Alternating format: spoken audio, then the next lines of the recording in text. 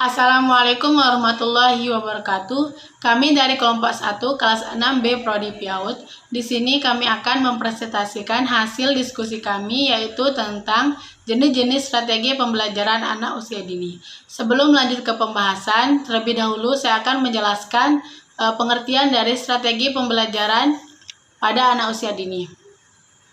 Strategi pembelajaran adalah siasat membelajarkan siswa menuju tercapainya tujuan instruksional. Strategi pembelajaran merupakan pola umum rentetan kegiatan yang harus dilakukan untuk mencapai tujuan tertentu.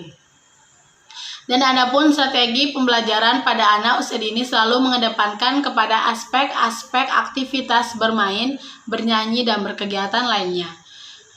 Dan menurut Hilda Tabah, strategi pembelajaran merupakan pola dan urutan tingkah laku guru untuk menampung variabel-variabel pembelajaran secara sadar dan sistematis. Baiklah, saya akan melanjutkan materi yang akan saya jelaskan, yaitu strategi pembelajaran yang berpusat pada anak. Strategi pembelajaran yang berpusat pada anak dibagi menjadi 3, yaitu pendekatan yang melandasi pembelajaran yang berpusat pada anak. Anak merupakan individu yang sedang tumbuh dan berkembang. Anak merupakan individu yang sangat aktif. Berdasarkan fakta tersebut, dikembangkan strategi pembelajaran berdasarkan yang pertama pendekatan perkembangan, yaitu pendekatan yang dilakukan oleh konselor kepada individu untuk mengembangkan kemampuan individu tersebut. Yang kedua, pendekatan belajar aktif. Pendekatan belajar aktif dilakukan melalui pengelolaan sistem pembelajaran dengan cara belajar aktif menuju belajar yang mandiri. Yang kedua, karakteristik pembelajaran yang berpusat pada anak. Pembelajaran yang berpusat pada anak memiliki karakteristik sebagai berikut. Yang pertama, prakara tumbuh dan kembang anak. Prakara kegiatan tumbuh anak. Terus yang kedua, anak memilih bahan-bahan dan memutuskan apa yang dikerjakan. Yang ketiga, anak mengekspresikan bahan-bahan secara aktif dengan seluruh indranya. Yang keempat, anak menemukan sebab akibat melalui pengalaman langsung yang melalui objek. Yang kelima, anak mentransformasikan dan menggabungkan bahan-bahan melalui otot-otot besar yang digunakannya. Yang ketiga, sintak pembelajaran yang berpusat pada anak. Pembelajaran yang berpusat pada anak terdiri dari 3 tahap. Yang pertama, tahap perencanaan, tahap bekerja, dan tahap review. Tahap perencanaan, pada tahap ini guru memberikan kesempatan kepada anak untuk merencanakan kegiatan yang akan dilakukannya, misalnya menyediakan alat-alat bermain yang terdiri dari alat balok-balok kayu, model buah-buahan, dan macam-macam boneka. Yang kedua, tahap bekerja.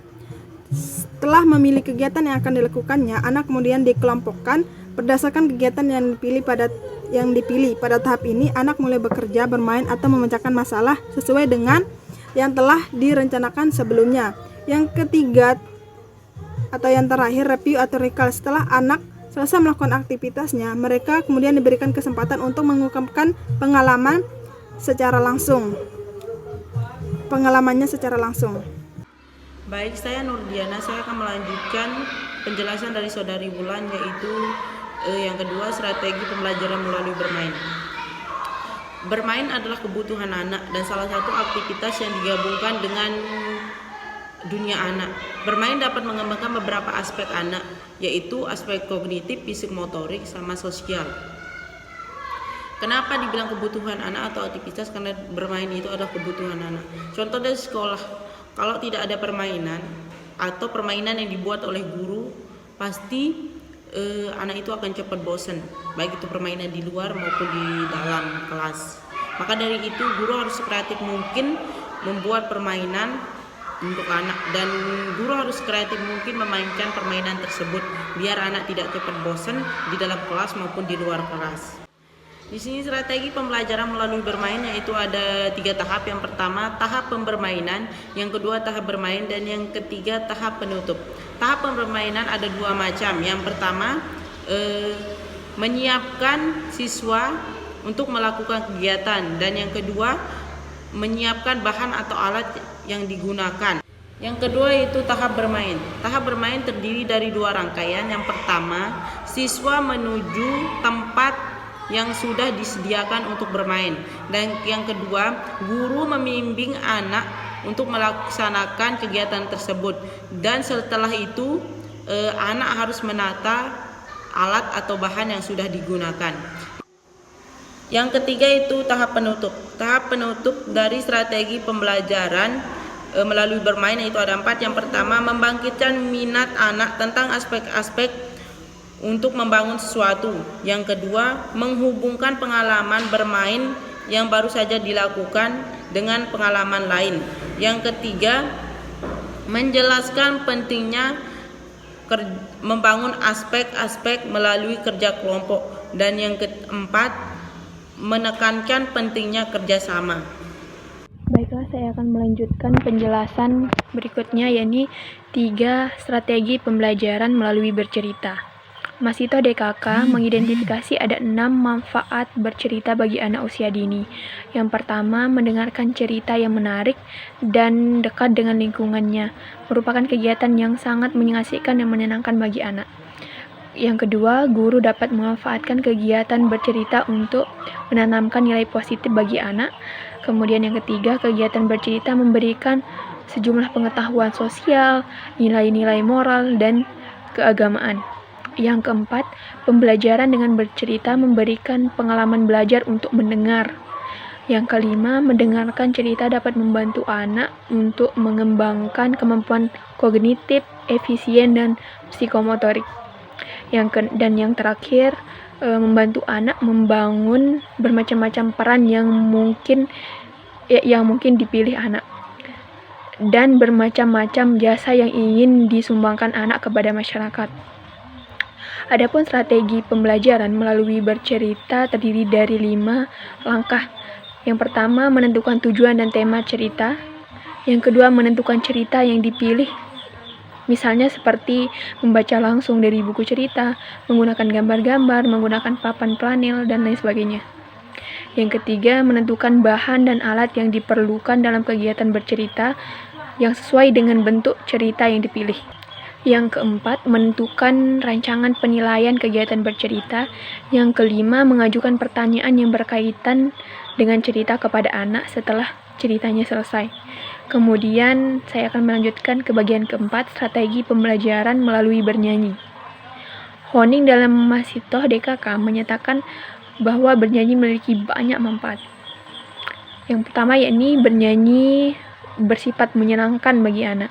Yang kedua, bernyanyi dapat dipakai untuk mengatasi kecemasan.